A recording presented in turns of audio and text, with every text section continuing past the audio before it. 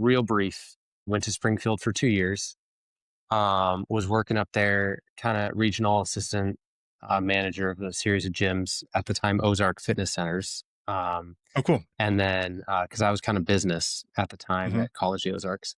Yep. And, that's kind of, it leads into this a little, kind of my career story too.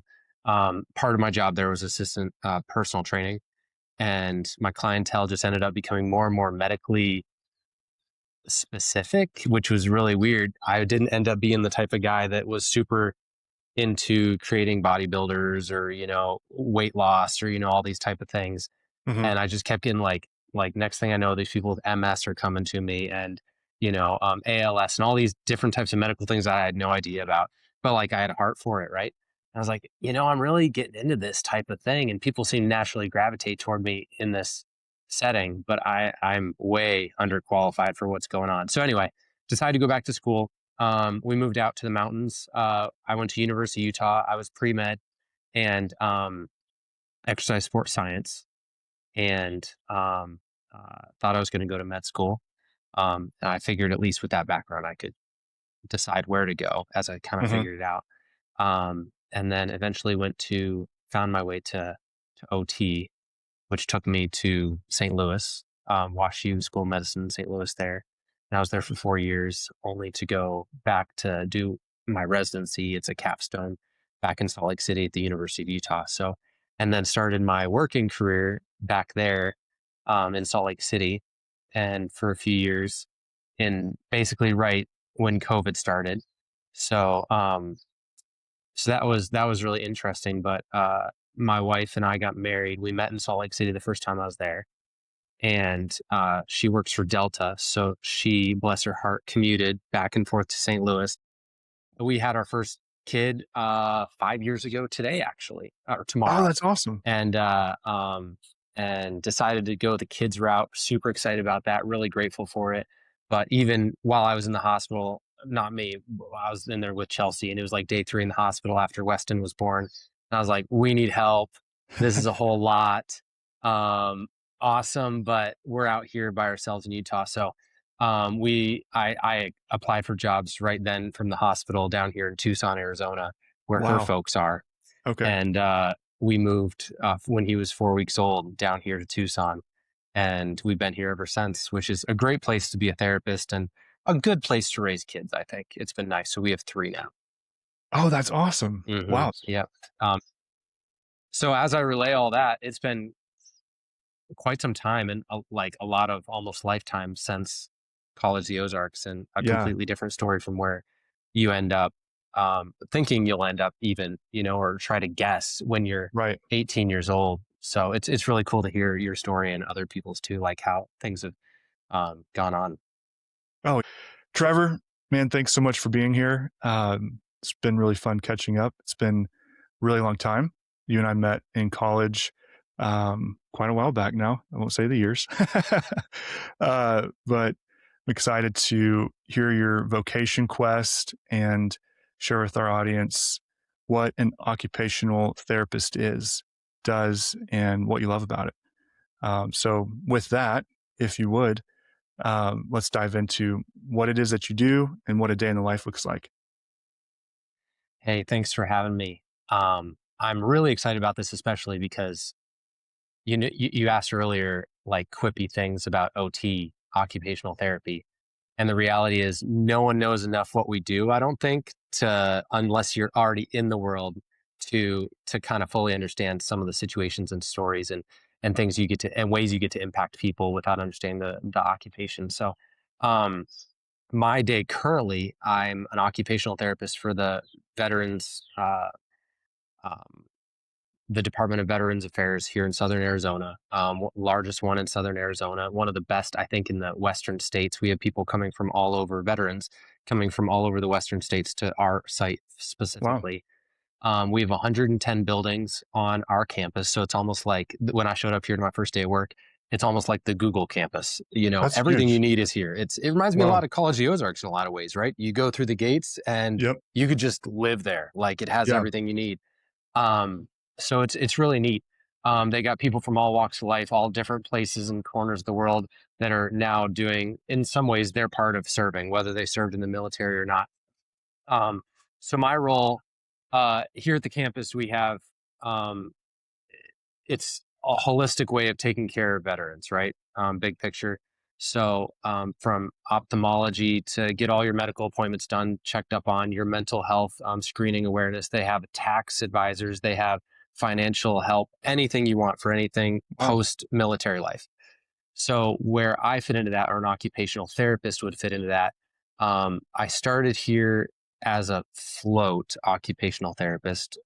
Areas that we impact here for the veterans would be adaptive recreation is a huge one. So think of Huh. anyone in a wheelchair. Limb loss or limb difference is a term that we use sometimes. Maybe that's just that you losing a finger or losing a sensation in a limb and things like that, how life impacts you, right? So the government and the military spends a lot of money on people after their military service to provide them an adequate and substantial high quality of life despite whatever um, they experienced during their time in the military. So quality of life is huge, and occupational therapy fits perfectly into that. I was in an adaptive recreation clinic today where we're teaching veterans that, maybe prosthetics, maybe power wheelchairs, maybe sports equipment, we take them skiing, all kinds of things like that. How they can get back involved with life and adaptive sports and medicine and things like that. Occupational therapists work heavily in like prostheses acquisition and orthotic building and designing, but also teaching them how to use it. So you follow them after that for quite some time. And that might be a veteran who comes in, a long time after their service and, just needs re-upping with their modern equipment, or maybe it's a first time injured person or something like that. Those are areas I fall into on the side, but my day to day is actually in the hospital. We have a huge hospital here. And by huge, I mean 177 bed or something like that. It's really close to 200 probably. So not a massive facility, but fairly large for Southern Hmm. Arizona. And we have our ICU, we have our emergency room, we have the regular hospital floors, we have orthopedic units, we have our general medicine and surgeries. So my day to day, my specialty was neurology and like kind of neuroscience rehab of the patient in like that critical care setting, following them afterwards, specifically spinal cord injuries and traumatic brain injuries. That was right out of school. Now I find myself primarily in the emergency room and the ICU on a day-to-day basis, and then floating to semi-complex patients on the general medicine floors. So hospital-based, working alongside nurses, physicians, other people on the floor with these veterans that are, on the floor in a medicine unit, maybe pulmonary distress, cardiac distress, heart attacks, things like that, brain injuries, spinal cord injuries, things like that, of the patient population that just so happens to be veterans. Occupational therapists, aside from that, would work in a hospital around the world or around the country for the same people, but a community-based setting that just wouldn't include veterans would be the only difference. So that's my That day makes to day. sense. Yeah. Okay. And practically speaking, when you talk about working with them, I'm just curious because you talk about like neurological patients or, you listed a laundry list of different uh, conditions that you might be weighing in on Right. as an occupational therapist. And I'm also bringing this up because I forgot to mention this. Your episode is going to come right after a conversation with a physical therapist. Okay. And so, practically speaking, you mentioned also, I think you said orthotics and prosthetics Hmm. and helping people adapt with to implement those and Hmm. live with those, maybe going skiing. But in the hospital or the ICU, I'm curious, what activities are you doing when you're in those situations or working with those patients? Yeah. So the whole premise of um, being an occupational therapist is focusing on things that matter during your daily life, right? Whatever matters to you. And at different stages of life, we can both agree different things have been important to us, right? Hmm. Yeah. The veteran who, has a limb loss and is wondering what social activities to participate in, maybe skiing is that answer. And that's the really important thing to him, right? We call them ADLs or IADLs, activities of daily living, or instrumental activity daily living. IADLs would be higher, like recreation focused, whether it's skiing or financial management or actually going to the store and shopping, whereas ADLs, activities of daily living, would be a little bit more close proximity to you, basic tenets of life. Things like, how do you get on and off the toilet? How do you get dressed in the day? How do you get out of bed and do the first steps to get you to those next things, right?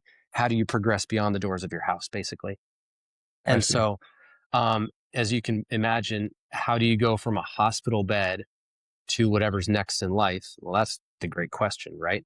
So people don't just go from the ICU to wherever they go on their own, right? So a nurse can facilitate things, physicians can facilitate things, but the experts in those moments are the physical therapists and the occupational therapists. I think from my perspective, and I hope I go right alongside of whatever your PT says too, the physical therapist will focus a little more primarily on gait, meaning mobility, Mm-hmm. walking, ambulation, and the coordination, strength, things that go along with that, in addition to functional transfers. So the physical moving of things, and they're changing their language a lot in physical therapy schools nowadays to include a lot more words like function and ADLs, which pulls right into occupational therapy, right? Occupational therapy just started there, and now we are going a little bit more um, toward PT route, and PT is going a little bit more toward OT route, and we're just meeting in this great merge in the middle. When in the ICU setting, I work right alongside the PT, sometimes together in the same room, but ultimately kind of for the same goal, right? Um, an important thing for an ICU patient might be, after an open heart surgery, regaining more cardiac function, working alongside their lungs to be able to just stand up out of bed, right? And Mm-hmm. transfer to the chair. And these are the next steps. And we're there on the first day out of the surgery to kind of create that program for the next week or two in the hospital setting. What's going to get them to the next step, right? We do two things in the hospital. First of all, we help them get stronger where they're at to see how far they can go in the hospital, and we provide that therapy. And the second thing we do is provide a discharge recommendation. And that's really important to the whole medical team and the patient, right? Is this patient safe to go home after this? Do they need home health? Do they need outpatient? Do they need inpatient rehab after a stroke where it's 18 hours a week of really intensive therapy? Can they can they hack that? Can they do that much? Or are they, do they have enough support in the home? Do they have the environmental modifications that they need to be able to support that successful, safe discharge home? And if not, can we get those for them? How do we acquire them? Those type of questions. So those are all the questions we answer in the hospital setting, in addition to getting them stronger and prepared for whatever step is next. So my student that I have here right now, if she can memorize those two things and always answer those two questions while maintaining the do no harm overarching umbrella to the patient, then she's done her day well, right? I think with every patient. And oftentimes that simply looks like getting them safely to the edge of the bed, safely standing with whatever adaptive equipment they need, maybe practicing a transfer, practicing getting dressed for the first time. An open heart surgery, they had their sternum cut open, right? How do you get a shirt on if you can only keep your arms in front of you like this? Mm-hmm. Do you need equipment for that? Do you move in certain ways? Otherwise, people would just be going home and kind of be bedridden or having their family do it for them all the time, right? In the meantime, they've got arterial lines in their maybe their left arm. They've got central lines going down through their arteries here. They have, their sternotomy. They have chest tubes coming out of their chest. You're assisting the medical team with, they're often on vasopressors and all kinds of really heavy medications that you're working alongside them with to make sure it's a safe setting, and keeping all these things in mind to create the just right fit for the patient to progress them to the next level. That's an amazing explanation. I love it. That's really helpful. Thank you.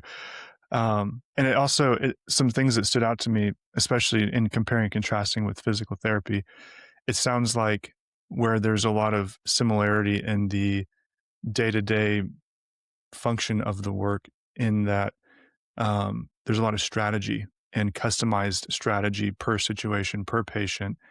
And then there's the implementation of that strategy and helping guide them through that, and understanding, what are the goals that you're trying to get to, that we're trying to help you achieve, and how do we get there. um, and that's my very basic Yeah. understanding of how that would work. And so as you're talking, I'm thinking too, and I think this fits right into kind of the segue of how you got here. I think it'd be really interesting for you to talk a little bit about the education required to be able to perform that strategy, that implementation, and operate in the role that you have. But beyond school, I'd also kind of like, from a personal level, to hear. Um, we talked about it before, but while we're recording, how did you get to this? How did you find that this was the path that you wanted to go down, the vocation that was for you? Yeah. Um, well, I'll start with the general education requirements. It's now required to have a master's in the field if you're going into it. That'll phase out, I think, in 2027, which is next year already, for Wow. Yeah. occupational therapy and become a doctorate. Okay. So, and you'd have to look up on AOTA, their website, to see the exact number, but that was the last I heard, maybe last year or something, that they were phasing it out to that. And you'll see now that I think nearly all 90% of OT programs in the country are all going to be doctorate within the next year or two. They have to make that leap to be accredited. So I did get my doctorate despite me having graduated a few years ago. Uh, I thought that was where the institution was heading, and I wanted to be able to also participate in more academic and instructional and research opportunities, which is the big difference between a doctorate and a master's. A master's is a clinical expert in occupational therapy, just like a PT master's back in the day was the same thing. And they added the doctorate level for the physical therapists a few years ago as well. I think that was like around 2010, maybe 2008, something like that. So it's been a little while now. Um, but to be that leadership component in addition to research, where you can be the primary author on and more likely to get funded for your research too, with that title behind your name, because that goes a long way for the grants and scholarships and things like that. So I wanted to participate in that, and most faculty will be required to have a doctorate of some sort. If whoever's listening to this is torn between the two, or ever has a question, why do I need to get the doctorate? Those are the three big things. Ask yourself, do you want to be in research? Do you want to be faculty or teach in an OT specific program one day? Or how much leadership experience and exposure do you foresee for yourself? They may not have a question in their mind whether they get that or not. That may not be posed to them, but those are the three big areas. Okay. And so for that extra year in your doctorate, year and a half, depending on which school you go to, you'll be doing more research. I think I had 4 publications by the time I graduated. I had some more leadership roles. I ran a student-led stroke clinic while there, and that you have teaching opportunities as well, graduate teaching assistantships, so that they'll ask you to do if you want to, and go down that route. So that's kind of where the doctorate sets itself apart, I think. Even though the same clinical experience will be for the masters, right? The first 2.5 years are just kind of like a PA, if anyone's going physician assistant. Hmm. Clinical focused, you're a clinical master of whatever technical skills you have. You have the problem solving ability, you have the, interprofessional collaboration down, all those skills to be able to do whatever I do on a daily basis. You just added on kind of the cherry for that kind of more leadership progressive route. To get into school, I don't know what the competition is nowadays, but typically there will be like about maybe half a dozen classes to get into graduate school, specifically focused around physics, anatomy, physiology, biology, general chemistry 1 and 2, OChem sometimes, neuroscience, things like that would be like the relative 6 or 8 that you need, and a bachelor's degree to get in as well. An interesting route that not everyone goes, and if someone from high school is listening to this, a really kind of neat route, there's 2 or 3 bridge programs in the country to go between occupational therapy assistant and occupational therapist. An Huh. occupational therapy assistant has an associate's degree. You come out making, I'll say, 60K for simple math, right? So your bills are paid. Your roof is over your head. Some 18-year-old, 17-year-old can listen to this and be like, okay, good. I've got bread on the table, right? I don't have to go into 8 years of school, go into a million years of debt, and never see a paycheck, right? So the cool part is you can go earn that associate's degree. You go to school for that 2 years, see if you like it or not, right? See if you're interested in it. And then you can even work in the background possibly as you get your OTD, your occupational therapy doctorate later on. And there's 2 programs, I think 2 or 3 in the country, that will allow you to bridge between that associate's degree and your doctorate in a 5 or 4 year program format that you Hmm. never even have to get your bachelor's. You're just Oh, committed. wow. You go right to that level. We had a few in our program that did that. And I think it's a great option if someone's really pretty keen on knowing what they want to do and the route they Hmm. want to go. You'd have lower debt immensely, and you can always have that fail safe if you want to just get out and have a roof over your head and pay your bills. That's awesome. So That's those are really cool to the hear. education requirements, yeah, for the Okay, great. occupational therapy degree. My path was I was business. Personally, I had a more beat around the bush route to OT. Um, I was a business degree, allied health specifically. So kind of a lot of people that had that degree from College Ozarks went into kind of business consulting within the healthcare workspace. They worked Hmm. for Cerner up in Kansas City, and they would do trainings on the new EMR, electronic medical systems around the country and things like that. A pretty business forward route for me. It wasn't, there's three types of jobs, right? There's like the forward facing, just servant jobs, right? And then there's the middle ones where you're maybe supporting those people remotely and you have some face to face. And then there's the background jobs in the world, right? Maybe the guy that sits back in a desk and fixes IT problems, but never really has face to face, right? Hmm. Those consultant roles are probably in the middle where you're not patient facing, but you're supporting the patient facing people. And Hmm. I just, my heart where I'm at, I need to be like boots on the ground, blood on my hands, mud on my hands, and really in the midst of it and moving, right? I like to move a lot throughout the day and be involved in a lot of things. So I needed to be forward facing as much as I could. So I'm glad OT kind of found me along the route. I thought I was going to go possibly get my MD or find another route. I knew with pre med, I'd be safe and I could have lots of choices. I was shadowing in the hospital up in Salt Lake City, up at St. Mark's Hospital. And I did a lot of hours shadowing there under physicians and stuff. And one big thing for me was the pharmacology of it all, the medications that are passed, and how I perceived at the time that doctors, MDs were um, kind of at the whim of whatever medical science was at the time, whatever drug was being pushed, and whatever a lot of kind of pain medication seeking behaviors that you're surrounded with. And it was hard for me at the time to see around that, and that a lot of your job was so focused around medication, which is just something that I still don't really believe in. I have more respect for it now because I see it has a place, Hmm. but back then, I just didn't want to be what I thought of kind of as a pill pusher. And there's Yeah. roles within medical doctors that you're pretty far from that. And you can even trend away from that, right? And have less to do with that. But you're always going to be the prescription writer and managing these medications and things like that with people and running into problems with them. And I was really excited to find a route that I could go, that I could find other options for people outside of medication. Because you can write a prescription for non-medication management of things as a physician, but people aren't going to be so interested, in my experience. Now, in my role here, that's not even an option. I can't prescribe medication, and people aren't expecting me to. So I get the opportunity to provide options outside of that, and long-term change, not just symptom management sometimes too. So I think that's a great option. I turned to PT at first.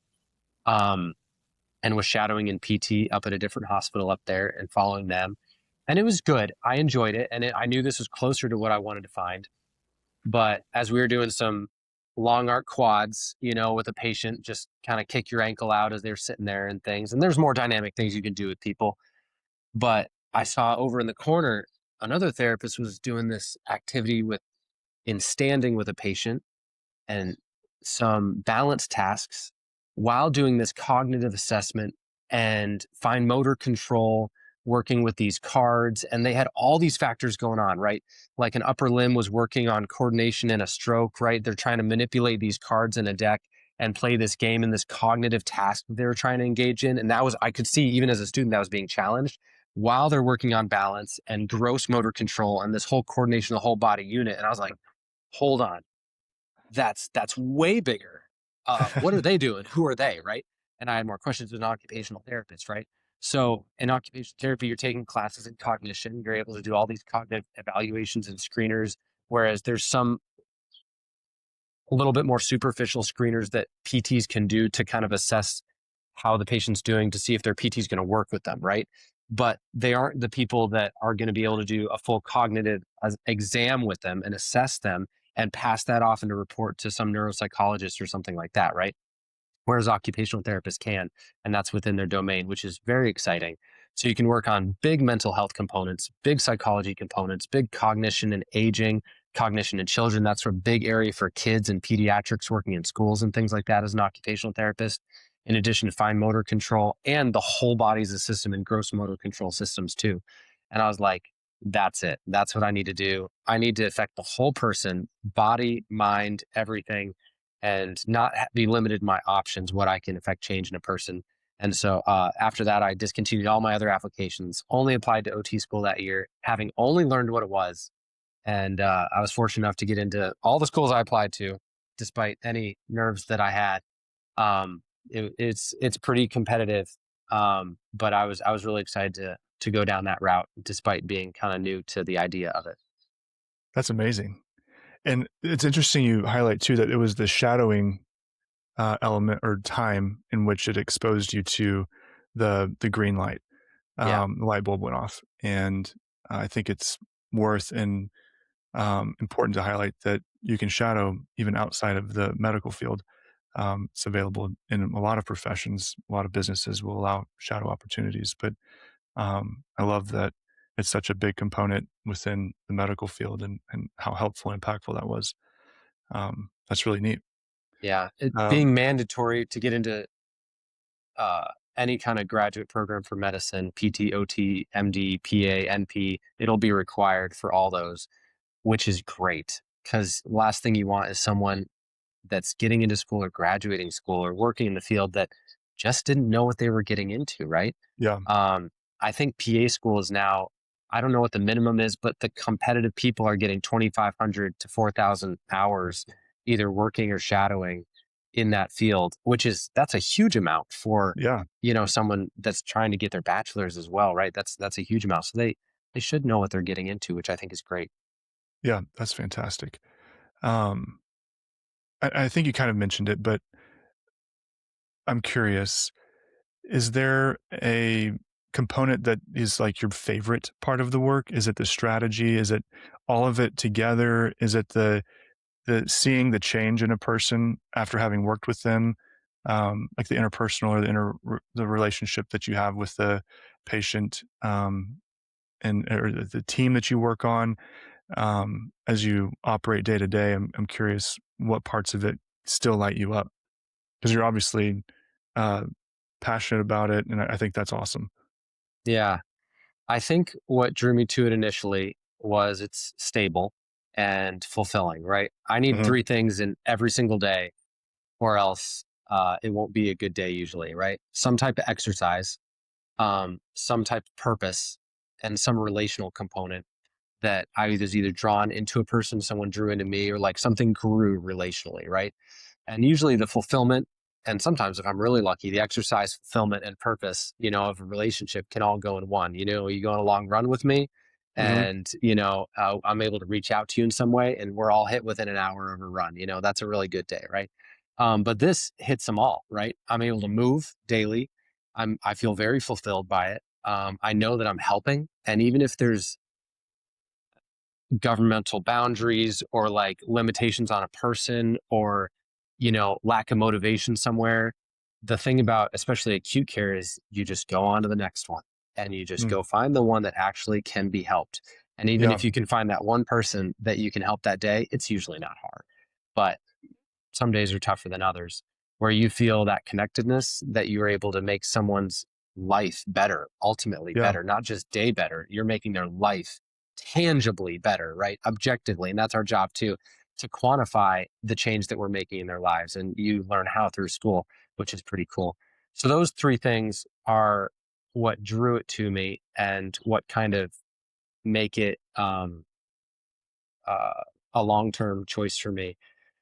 But as I age, and now that I have three kids and stages of life change, and I've changed jobs enough within OT, even in the years that I've been doing it, that have been able to see different sides of it. And it's the profession has met me well, no matter what stage of life I'm in, which is really hard to say as I've watched some of my other friends go through life at different ages and stages. How does your job age with you? Hmm. And that might not just be your physical body, although it could be. Some people are, oh, I'm 50 years old. I need to I can't just be on my feet all day, right? And that's just one Yeah. component, right? But you have kids. How flexible is it? I have to pick up my kids from school. I have to drop off my kids from school. I need a new challenge, right? A mental stimulation at this time in my life, right? I have nothing else. I'm 33 and I have no kids, and I need a big challenge, right? You can find that with an OT, right? You can dive into a new either certification, or I've started new programs entirely, depending on the job you're at. They might have flexibility for that. You learn a new skill within it, or a new type of job. Even a school-based OT, if you need summers off, you can work 9 months of the year, get a full year's salary broken up just like a teacher, and you're starting at school hours and you're ending with school hours, right?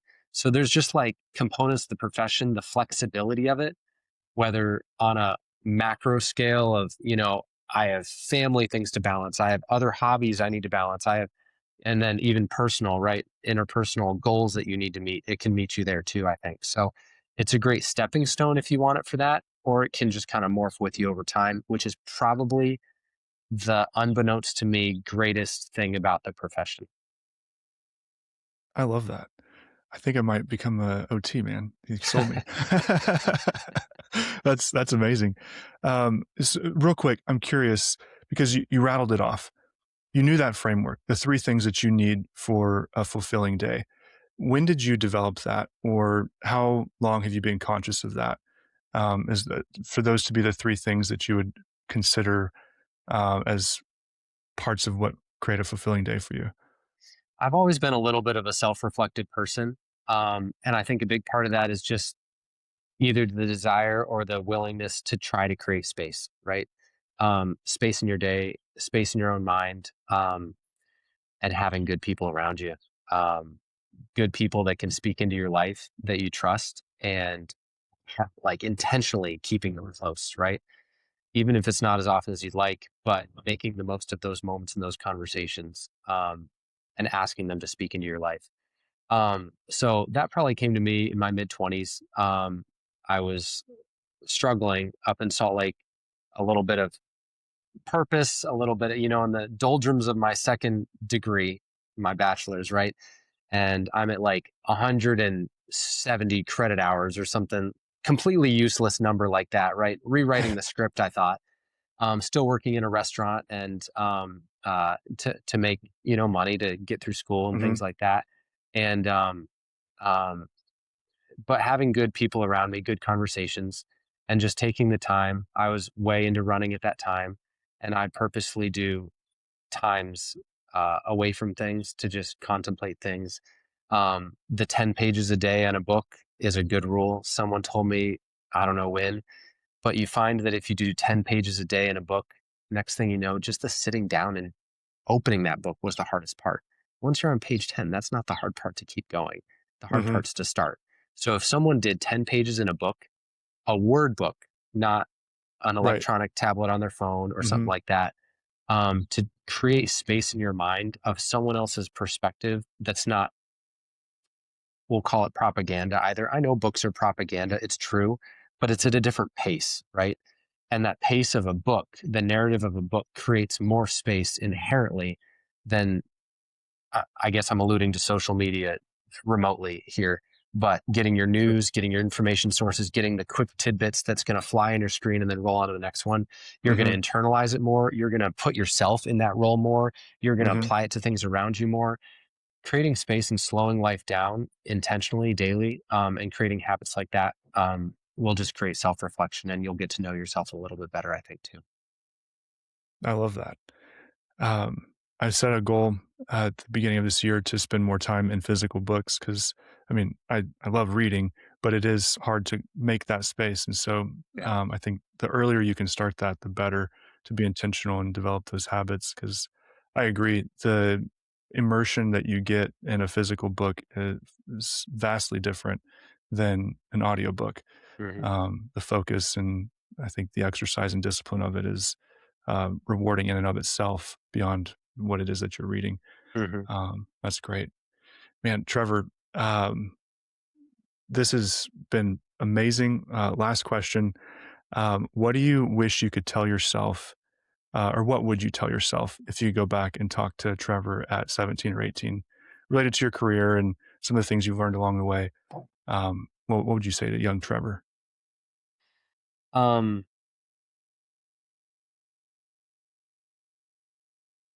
I've been asked this a few times. I don't know if I have a great answer for that. I think it depends on what your personality is. And my personality does really well at just jumping in and trying things. Then again, I've never really been scared to do that. So I think I would just encourage myself to just keep jumping in and keep trying things. 99% of the time, it's gone pretty darn well. Um, and even if things have been really hard, which they have at times, no doubt, there's no rose colored glasses story coming from this guy over here. I wish I had more time to tell like more of a testimony perspective of it all. But I don't want someone to walk away from thinking, wow, he made it really sound really easy. That's not the case really. But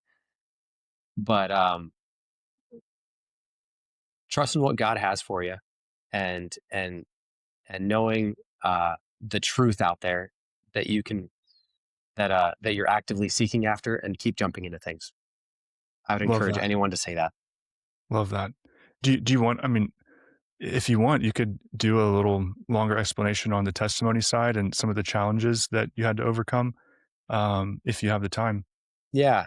Um, so I mean, this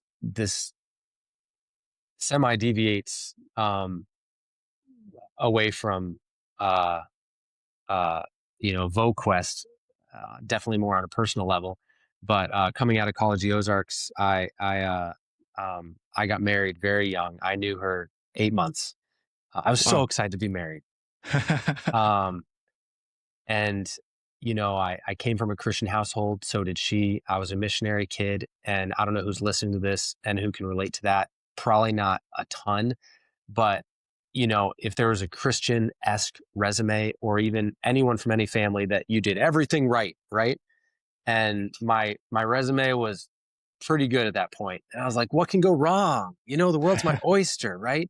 She loves Jesus. I love Jesus. I love her. We're both, like life, and we're excited.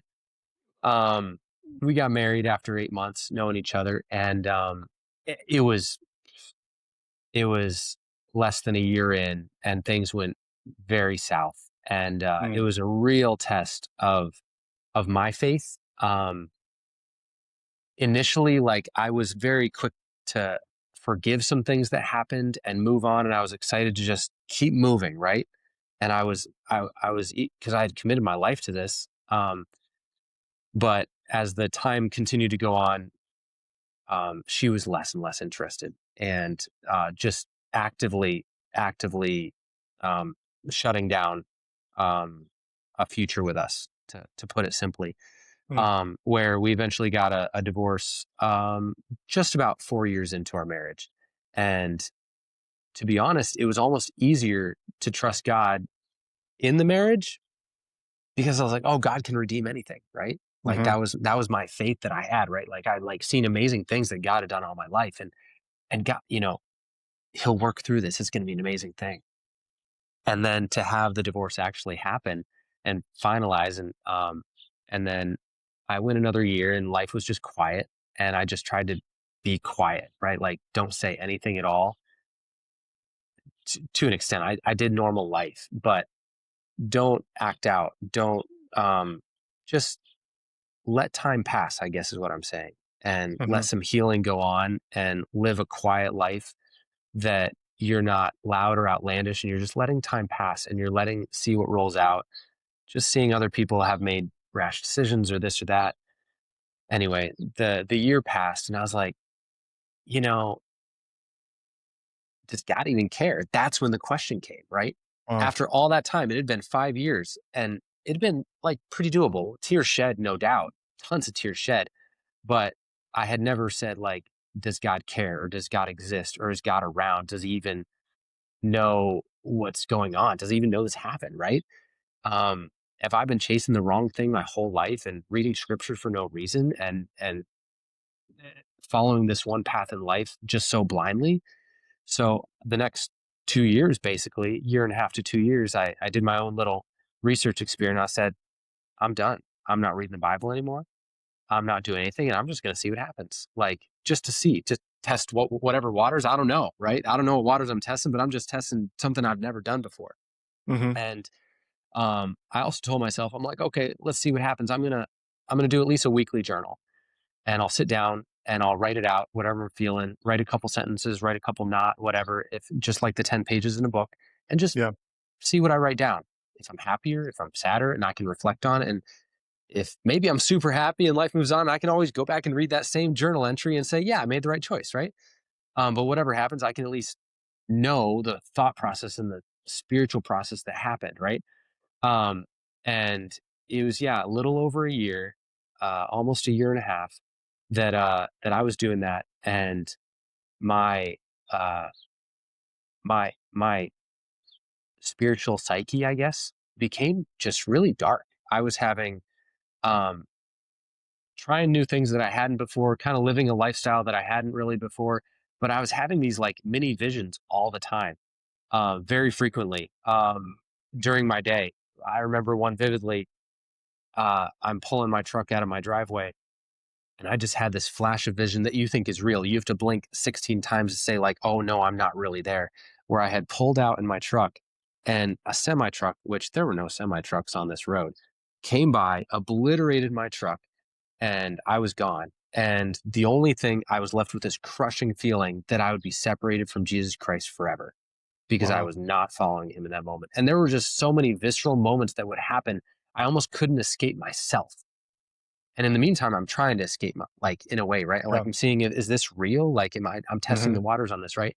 And I watched over toward the end of that time as I'm, I'm writing my journal entries and I'm reading it back to myself. And I'm like, oh, this isn't good. This isn't good at Wow. all. And I'm like, well, okay, the Gideon's cloth thing, right? So, well, Gideon's cloth, is a story from the Old Testament in the Bible where he puts out a wool fleece, and Lord, if the ground is wet around it, but the cloth is dry, then I believe in you, type of thing. Should I go to battle, type of question? And then he did the next thing where the wool was wet and the ground was dry, and every single time Gideon's wool cloth, test, the Lord proves himself to be real.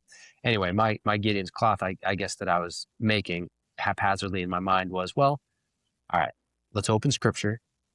Let's bow on our knees. Let's be on our knees, on our hands and knees, speak to God like the old friend open scripture and ask him to just reveal himself to you, show himself to you, show up real in your life, right?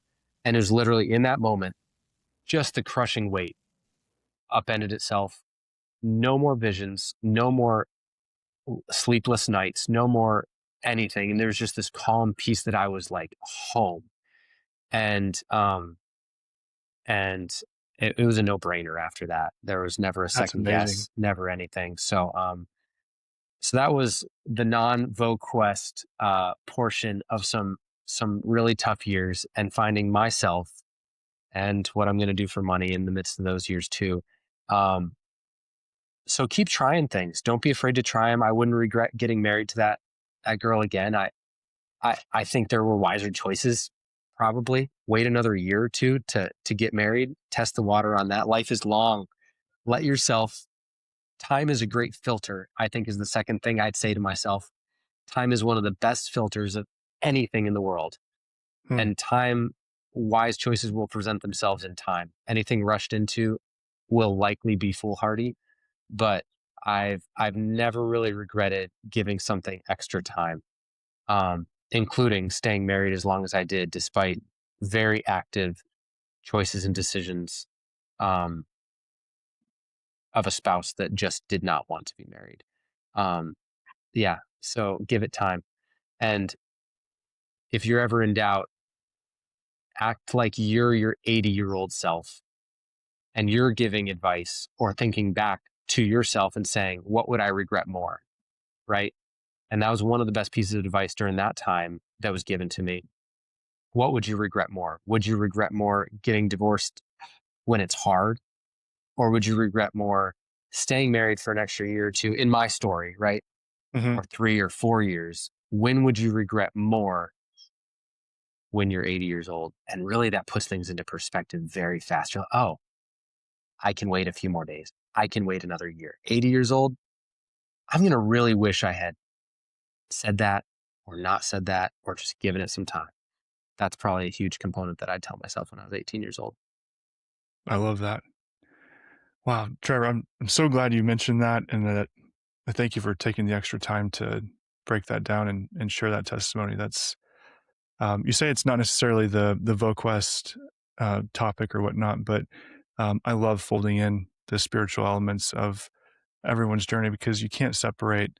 I don't believe you can separate, your vocation, your calling, your day Yeah. to day work from the spiritual components of that and what God calls us to and how He calls us to operate in the world. And um, so glad you shared that. That's amazing. Thanks for opening the Um, door for that. Yeah. oh, absolutely, yeah. Um, I'm going to go ahead and we'll wind this down, and I'll let you get back to work. But really appreciate you, Trevor, and hopefully we'll talk again soon. If I'm ever out in Arizona, I'm going to hit you up. Yeah. That sounds good. Thanks for reaching out, CW.